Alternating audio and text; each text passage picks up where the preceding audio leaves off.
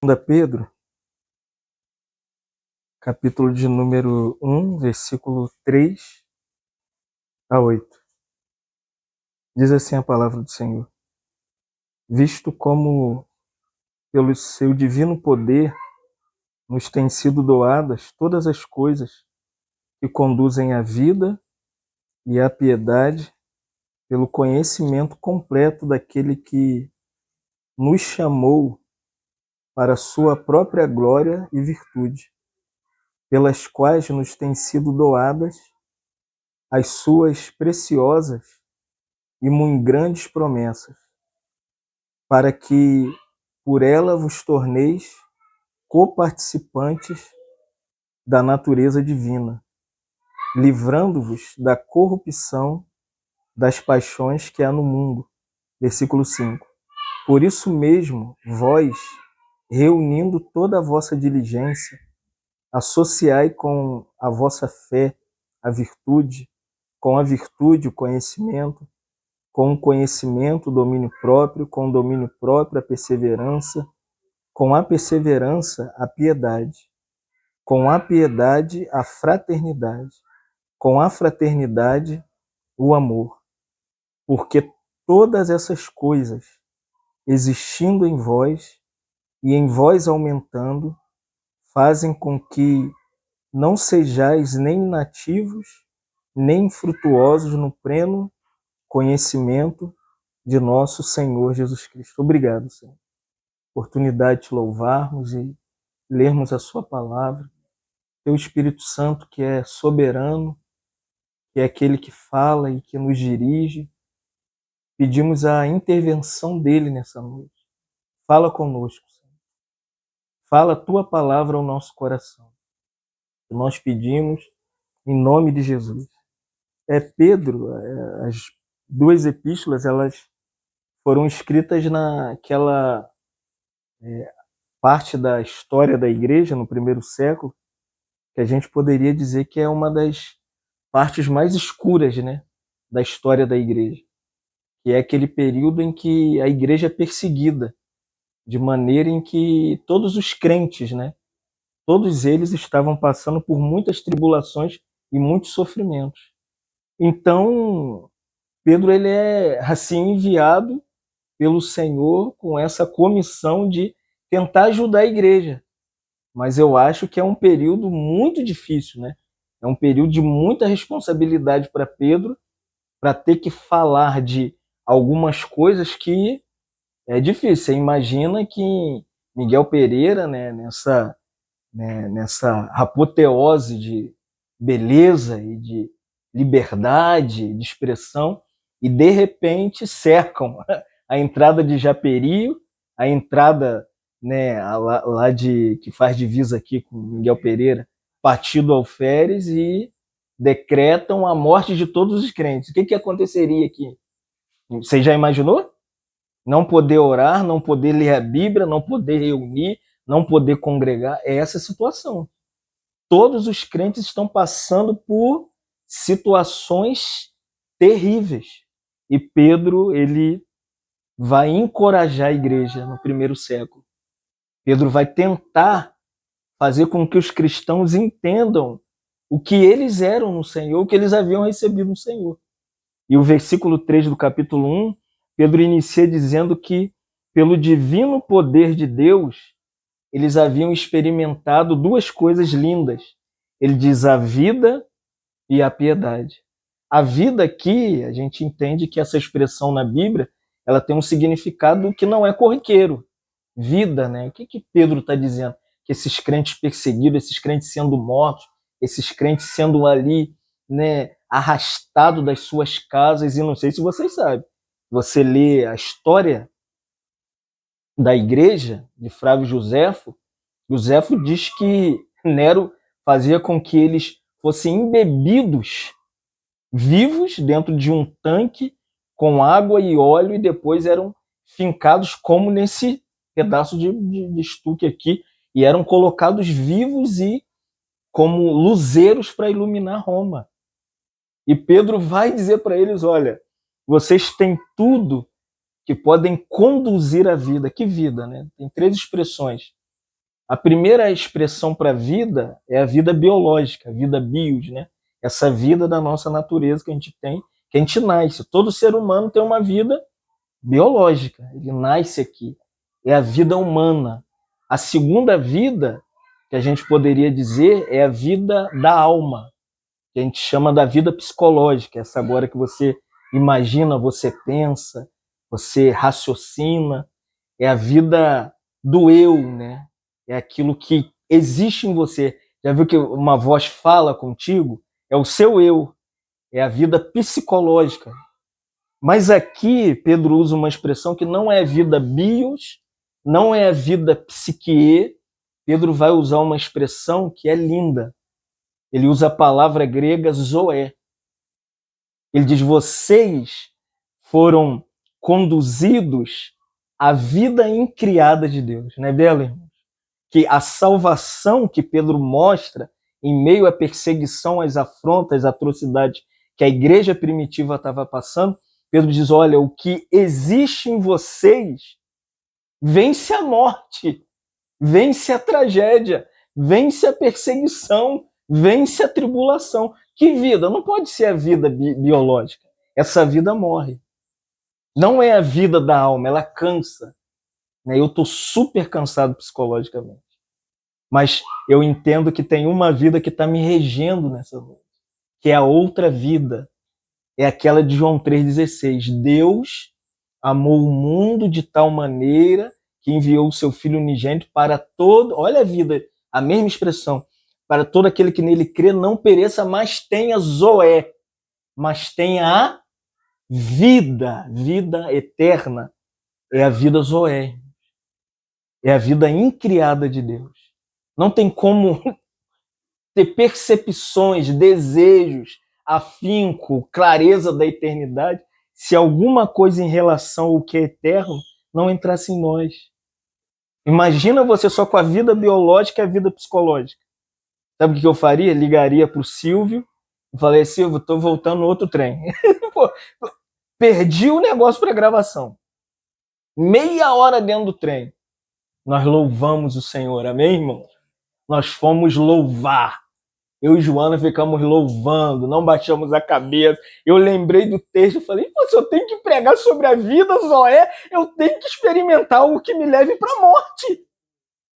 Para experimentar a vida, é interessante. João diz assim: nele estava a vida, Zoé.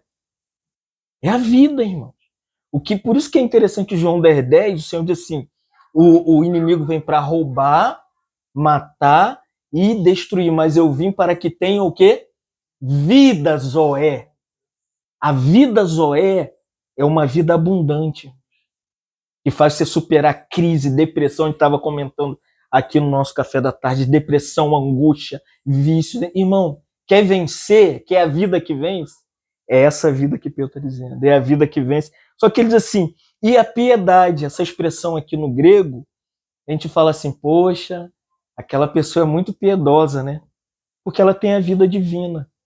Ela tem a vida de Deus nela. Só que essa expressão no original, ela é a vida, que é aquilo que manifesta a eusébia. No grego tem um significado de uma pessoa que tem um comportamento semelhante ao que Deus faz, ao que Deus pensa, ao que Deus age, como Deus caminha. Quem é o ser mais piedoso revelado para o homem? É Jesus Cristo, irmão. Em toda a história da piedade do Novo Testamento, quando você olha, você encontra Jesus Cristo. É um homem manso, humilde de coração. É um homem, né, simples, é um homem... Então, piedade não é ser religioso. Piedoso é você ser uma pessoa que manifeste a vida Zoé no seu viver diário. Aonde? No trabalho, na sua casa, no trem. As duas mulheres queriam que eu reagisse no trem. Eu não vou, Joana. Uma toda de preto falou assim, quase que ela falou pra mim: você não vai fazer nada. Eu falei: é muito baratinho isso aí. Ela falou: não é isso não, irmão. A gente tem que ter uma vida de piedade manifesta para as pessoas. As pessoas não estão querendo ver o quanto eu conheço da Bíblia. A gente estava conversando hoje lá em Miguel Pereira. As pessoas estão querendo ver piedade na prática da minha vida. Aonde que eu revelo Cristo? Não é na igreja, é no meu trabalho, é na minha casa, é com a minha esposa, é na criação dos meus filhos. É isso que Pedro está dizendo. Vocês têm uma vida que deve se manifestar em piedade pelo conhecimento completo daquele, olha que lindo, que vos chamou. Quem é que tem vida e piedade para manifestar na casa, na família, na rua, na igreja, na comunhão, na congregação? Quem, irmãos? É quem é chamado. Não tem ninguém que possa manifestar aquilo que Deus quer se Deus não chama. Se lembra que o Senhor falou, muitos são chamados, mas poucos são escolhidos. O que Pedro está dizendo como chamado aqui? O chamado, tem dois chamados na Bíblia. Tem um chamado geral e tem um chamado específico. Qual é o chamado geral? É a pregação do evangelho.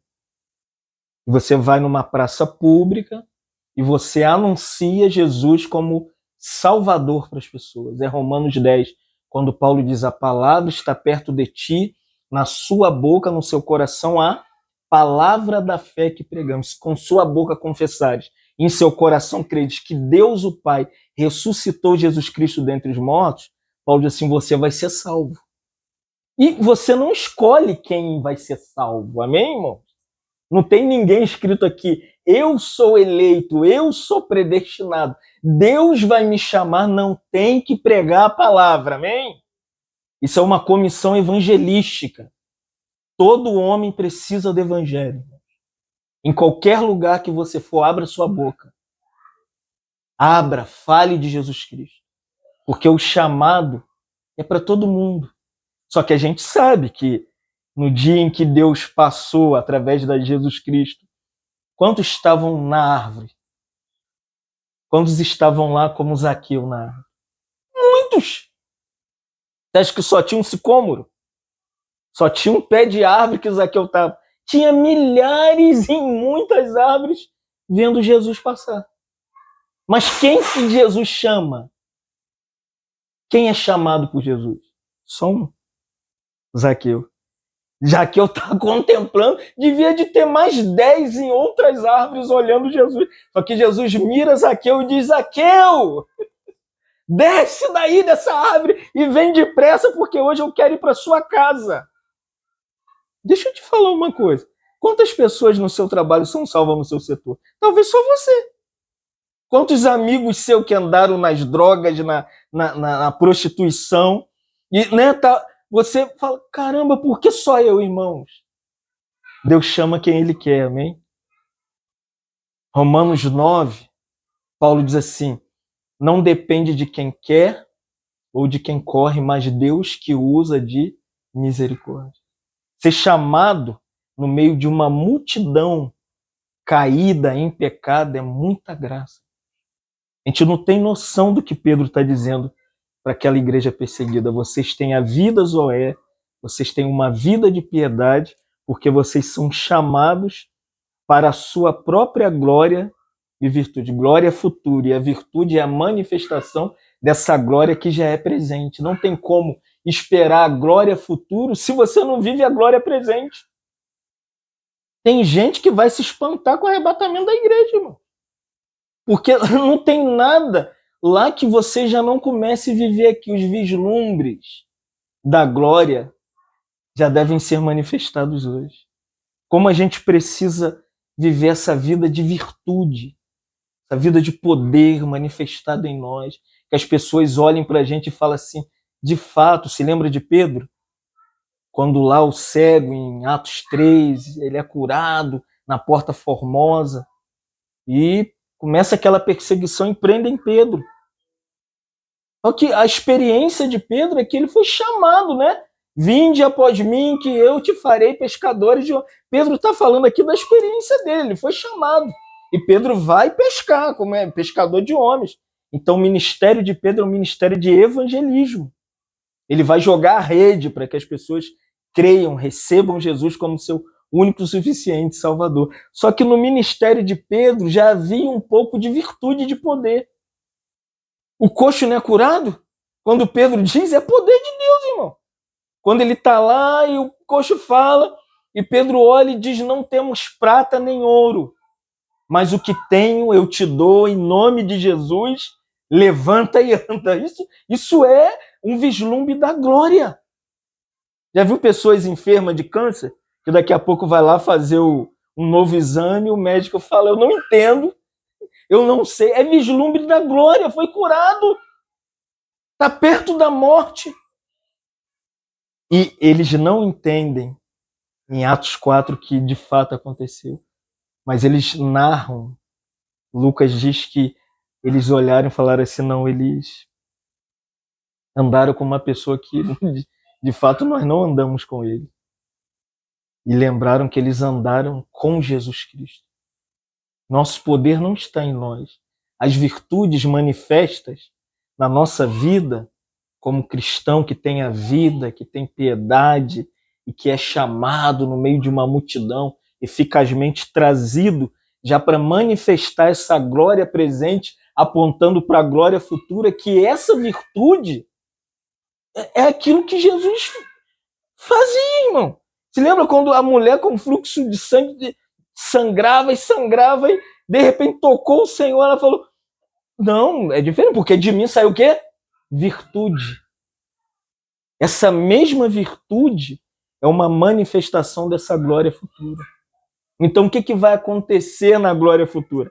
Vai ser uma manifestação da glória presente.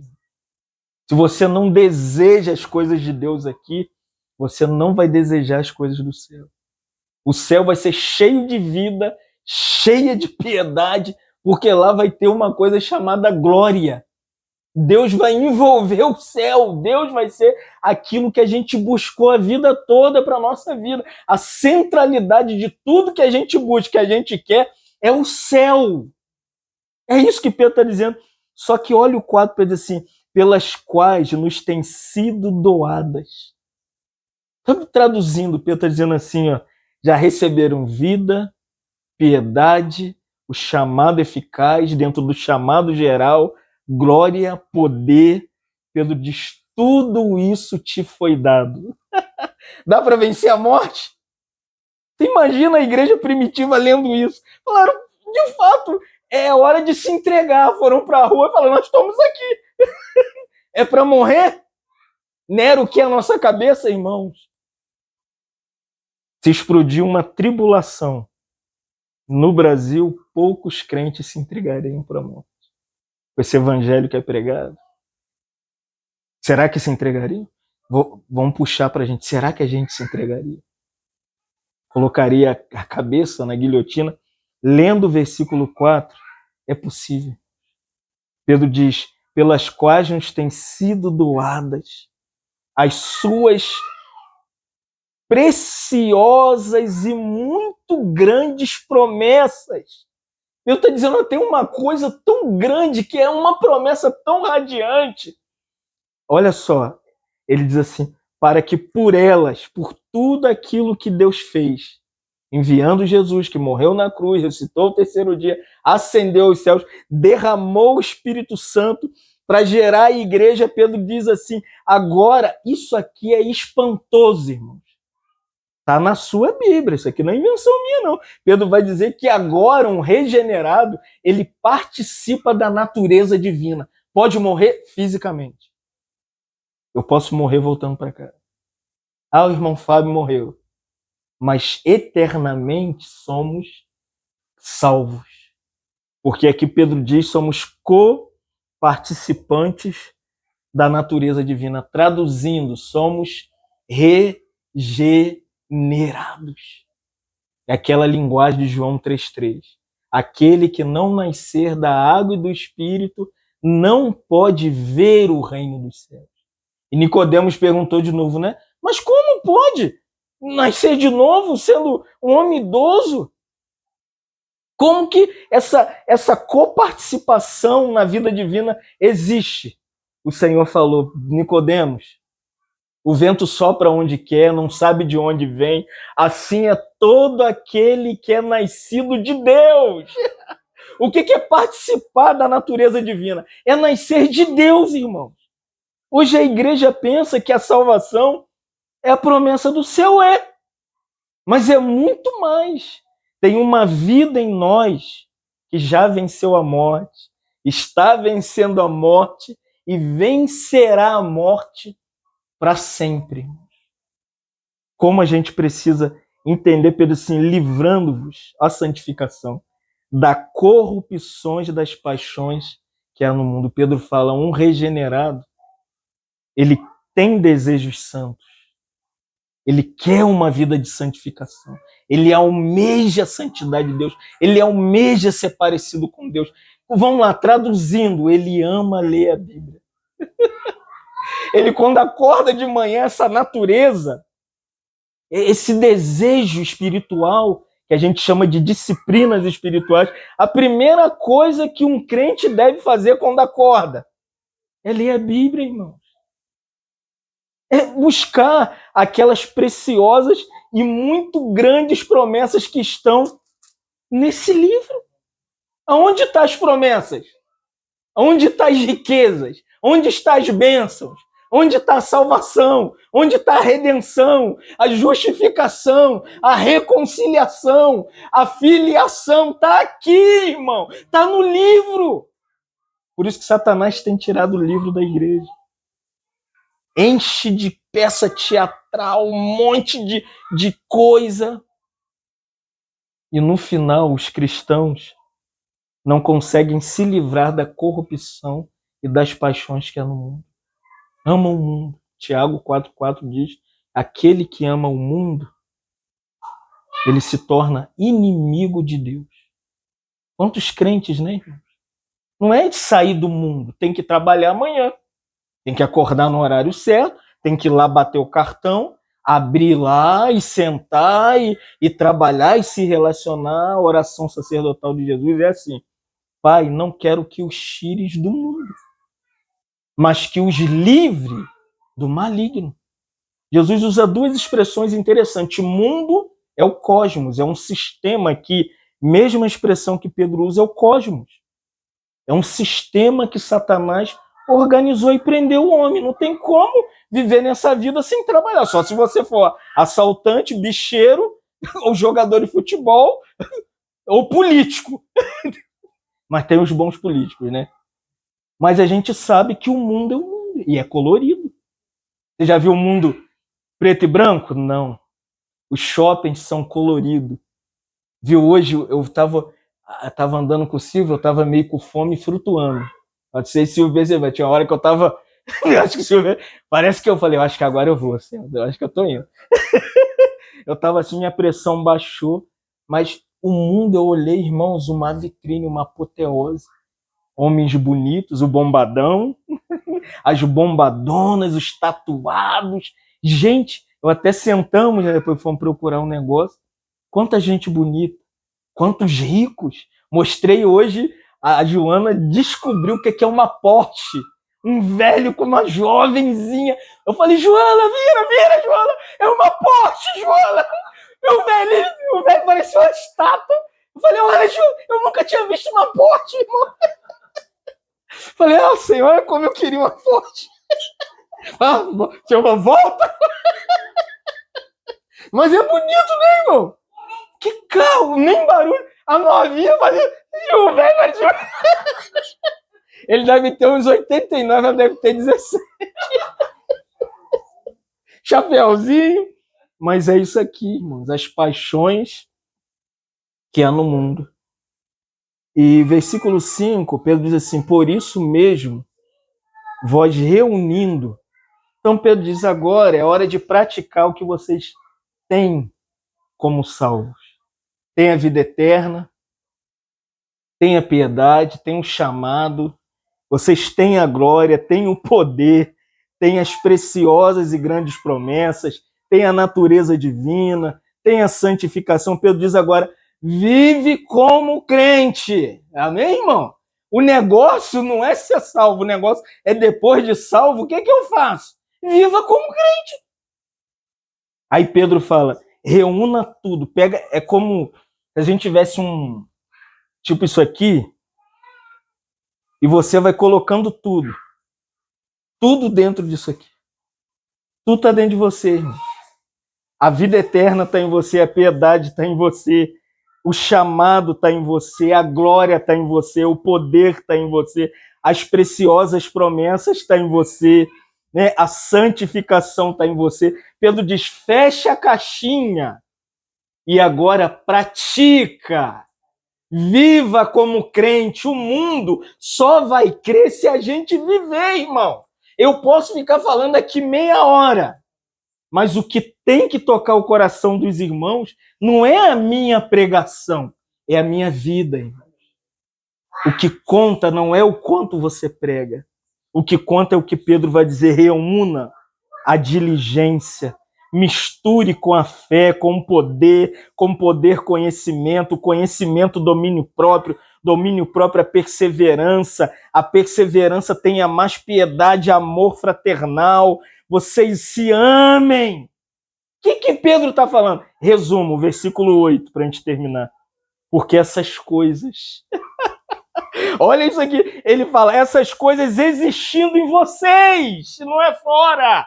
Porque isso aqui é os frutos de Gálatas capítulo 5, é chamado de fruto do Espírito. Só que aqui Pedro chama de olha como que ele vai dizer. Não, ele vai chamar de fruto, né? Ele vai dizer assim, versículo 8, por essas coisas existindo em vós aumentando, fazem com que não sejamos inativos nem infrutuosos. Pedro fala, frutifiquem. Lá em Gálatas 5, os frutos são bem parecidos com esses aqui. Só que aqui Pedro ele faz uma relação no versículo 5, ele diz assim, diligência, fé, virtude que é poder, dainamis no grego, né, conhecimento, domínio próprio, é a mesma relação dos frutos de Gálatas 5 que a gente vai ler daqui a pouco, perseverança, piedade, amor fraternal, amor, Pedro diz, isso tem que aumentar. Isso aqui em Gálatas capítulo 5, se você quiser ir lá ver, isso aqui são os frutos, irmãos, que a igreja tanto carece. Capítulo 5 de Gálatas, versículo 22 e 23, Paulo diz assim, mas o fruto do Espírito, aquilo lá que Pedro está falando, é a mesma coisa que Paulo está falando. Só que Pedro ele tem uma outra nuance de entender o crescimento espiritual. Para Pedro, como que se cresce? Para Pedro tem que ter diligência, fé, virtude, que é poder, conhecimento, domínio próprio, perseverança, piedade, amor fraternal e amor. Para Paulo, como cresce? O Espírito Santo frutifica, amém? Pedro não explica como que isso acontece. Paulo, que é um mestre maior que Pedro na igreja, Paulo vai dizer, tem que ter a obra do Espírito Santo. Não somos nós que produzimos nenhum fruto, amém, irmãos? Não se esforce para ser crente, amém? Amém? Você já é crente. Você se esforça para ser pai? Você se esforça? Eu não. Você se esforça para ser mãe? Você se esforça? Não. Nasceu, vai nascer mais um, né? Aleluia. Esse é o homem que mais frutifica. Isso não para nunca. Só pede pro Vanderlei, que eu descobri que a lixa também é grande. Mas ninguém faz curso para ser pai e mãe. Nasceu, viva como pai. Nasceu de novo, viva como filho de Deus. Como? O Espírito te deu amor, está em você. Versículo 22 de Gálatas 5. A alegria está em você. A paz está em você. Ânimo longo, que a longanimidade está em você. Benignidade está em você. Bondade está em você. Fidelidade está em você. Mansidão está em você. Domínio próprio está em você. Ele termina dizendo, contra essas coisas não há lei. Isso é chamado de crescimento espiritual. Não tem como se esforçar, não tem como se manter, tentar ser. É o que você é. Se nasceu de novo, Pedro diz, essas coisas existindo em vós aumentando, vocês não têm como não ter fruto. É isso que ele está dizendo. Vocês não têm como ser infrutuosos. Então por que eu não vejo isso na vida de alguns crentes? Então lá não reage, não caminha, não frutifica, é porque é assim. Até um certo tempo, você dá comida na boca dos seus filhos. Não é isso? Papinha, feijão e arroz. Chega um momento, bota a sua comida. Vai lá, tá na panela, não é assim? Tem carne, tem arroz, feijão, tem couve, tem salada. Vai e arruma a sua comida. Você já imaginou só se for especial igual o meu, que é autista? Que pode se queimar, que pode derramar um feijão no peito. Ele tem uma mente diferente. Mas se é uma criança, né? Ali que cresceu num ambiente saudável, de cuidado amoroso, é normal, irmão, que ele vá pro fogão com 7, 8 anos. Não para fazer comida, mas para botar o pratinho dele, ele já sabe arrumar. Se tiver refrigerante, suco, ele vai na geladeira. Porque é assim, desenvolvei a vossa, Filipenses capítulo 2, versículo 12, com temor e tremor. Chega uma hora que a gente não pode carregar o Vanderlei, irmão. Não tem como. Chegou uma hora que eu não posso ser carregado pelo Silvio. A gente tem que reagir, não é assim? Você imagina que todas as pessoas do seu setor você tem que ligar todo dia. Imagina. Por que você não veio trabalhar? Por que você não chegou na hora? Irmãos, a vida cristã te deu tudo para que você seja frutífero. Vida, piedade, chamado, te deu glória, te deu poder, te deu santificação. E por que você não reage? Porque você não quer. Não é assim? Fulano, bota a sua comida. Não tô com fome, não. Porque ele não quer ir arrumar comida.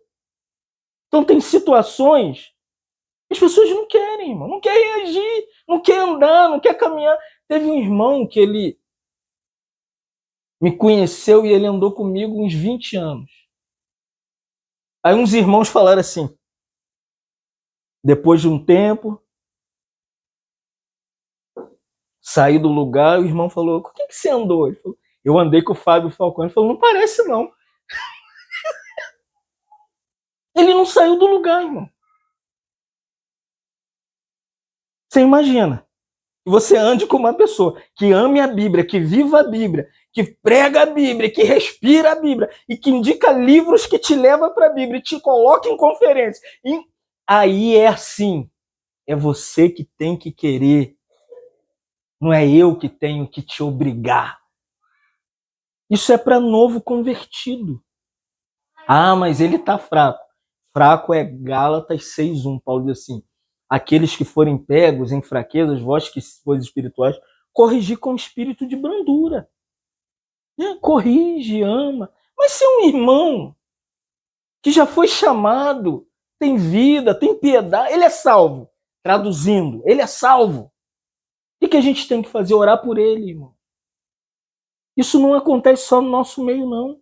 Isso acontece em outras comunidades, congregações, entre comunhão de irmãos. Eu vou te falar uma coisa, essa era é a era de maior dificuldade para lidar com crente. Tem problema com tudo, e nada tá certo, e nada tá bom, e eu vou embora, eu vou morrer, eu vou me matar, eu vou pular. Irmãos, como a gente precisa de novo, eu falei na quarta, retrasada em Itaboraí para a igreja de lá. Falei, irmãos, eu acho que essa era a gente precisa pregar evangelho para evangélico. Tá difícil, irmão. O cachaceiro te ouve no bar. Ai, Jesus morreu, vai me salvar. Morreu, ai, me salva. Você vai falar com os crentes. Ah, já sei. Ah, não. Tá tudo certo. O Senhor tenha misericórdia da gente, amém, irmão?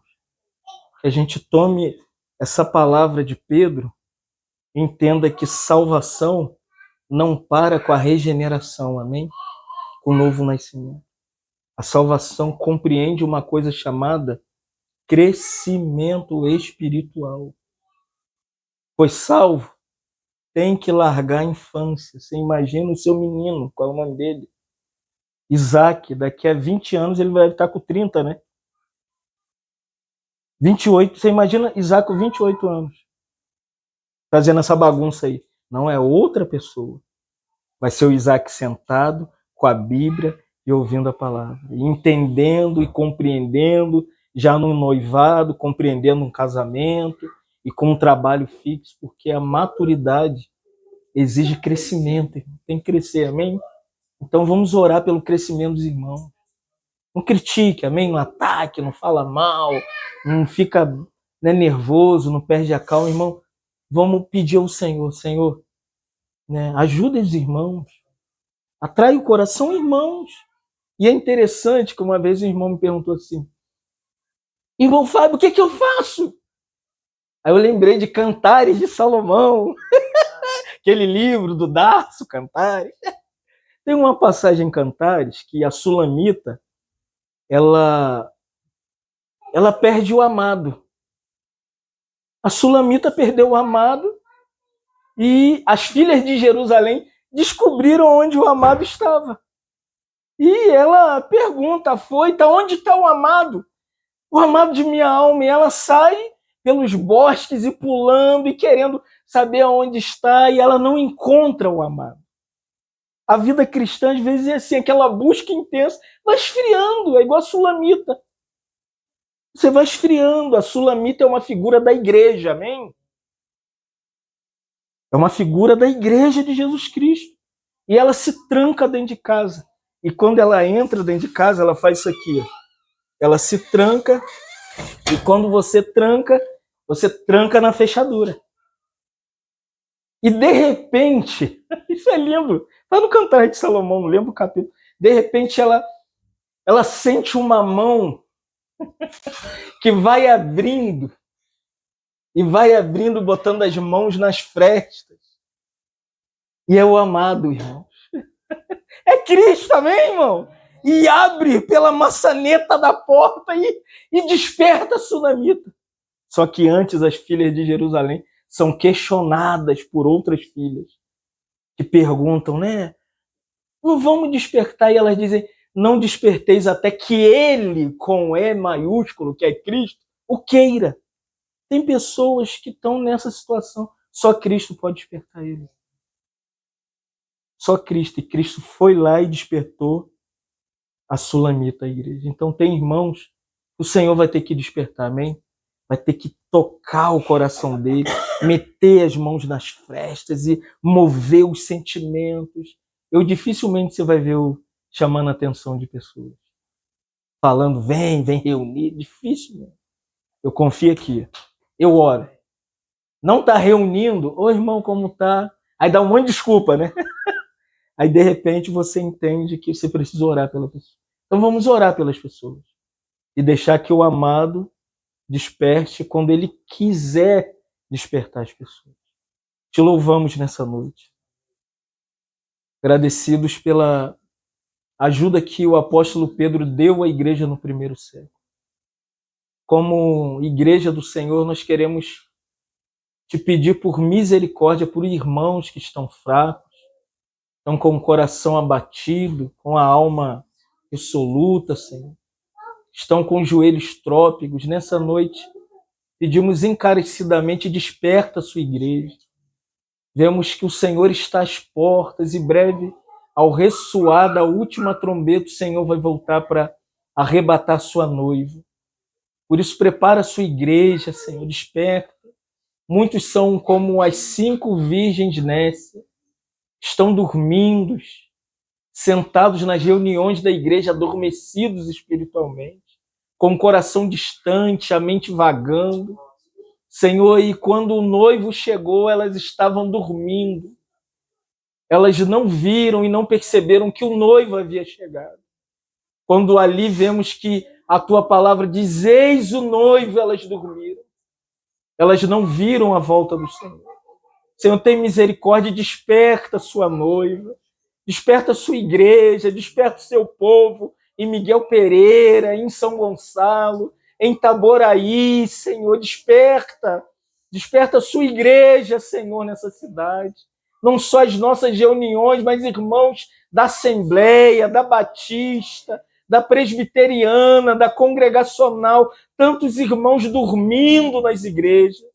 Mas nessa noite nós clamamos, traga um avivamento para o seu povo. Traz a sua igreja para um despertamento. Ó Senhor, que sejamos como as 5 virgens prudentes, e quando ouviram a voz do noivo, elas tinham azeite na vasilha. Eles viveram uma vida plena do Espírito Santo, cheio de vida, piedade, chamado, glória, poder, santificação, Senhor. Não queremos ser nécios, nós queremos ser virgens prudentes, que a lâmpada estava acesa, a alma cheia do Espírito, o Espírito aguçado. Senhor, que nessa noite nosso coração seja reavivado, nosso ser seja salvo. Ó Deus, pedimos a Ti, em nome de Jesus. Amém.